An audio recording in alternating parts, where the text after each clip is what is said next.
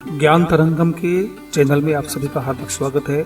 हम ये तथ्य सामने रखना चाहते हैं कि किसी भी बालक की बुद्धि एक स्तर की नहीं होती। ईश्वर ने कभी किसी बालक में, किसी व्यक्ति में बुद्धि का कभी फर्क नहीं किया है। उन्होंने अपने अनुसार सभी को यथोचित बुद्धि प्रतिभा दी है, परंतु वह प्रतिभा बुद्धि हो सकती है कि सुसुप्त रहे। उसको हम किस प्रकार जागृत कर सकते हैं, इसका एक संक्षिप्त उपाय हम आज अपने इस चैनल के माध्यम से आप सबको बताने का प्रयास कर रहे हैं। यह बात तो निर्मूल सत्य है कि पांचों अंगुलियां समान नहीं होती है। सब विभिन्न विभिन्न प्रकार की, अलग अलग आकार की और विभिन्न विभिन्न नाम की भी होती है। उसी प्रकार इस सृष्टि में जो भी मनुष्य जन्म लेता है वह भी विभिन्न विभिन्न बुद्धि वाला, अलग अलग प्रतिभा वाला होता है।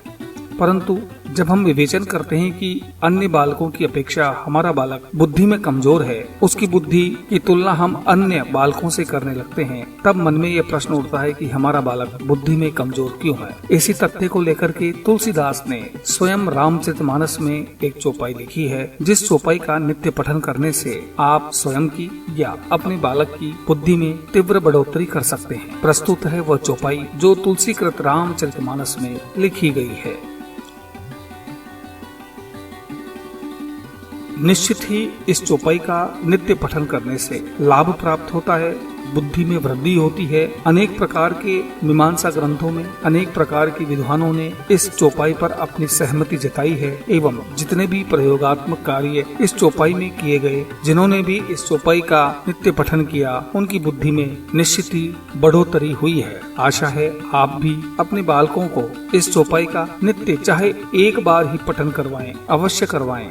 उनकी बुद्धि में अवश्य ही बढ़ोतरी होगी, तीव्रता तीक्ष्णता से युक्त उनकी बुद्धि होगी। अनेकों बार यह भी सामने आया है कि बालकों को याद किया हुआ याद नहीं रहता अथवा उनकी स्मृति बहुत ही कम होती है। तो यह चौपाई वास्तव में ऐसे बच्चों के लिए, ऐसे विद्यार्थियों के लिए तो रामबाण है। जो एक बार इस चौपाई का पठन कर लेगा, निश्चित रूप से उसकी स्मृति शक्ति में बढ़ोतरी की 100% संभावना है, ऐसा हमारा अभिमत है। क्योंकि कहा जाता है रामचरितमानस की एक एक चौपाई अपने आप में एक एक मंत्र है। आवश्यकता है उसको हम किस प्रकार से पठन करते हैं, किस प्रकार से उसका वाचन करते हैं। तो यह एक प्रयास हमारे द्वारा किया गया है कि आप इस चौपाई को नित्य ऐसे बालकों से उच्चारण करवाएं जिनकी स्मृति कमजोर है, जिनको पढ़ा हुआ याद नहीं रहता। तो निश्चित ही इसमें बढ़ोतरी होगी, इसमें कोई संशय नहीं है।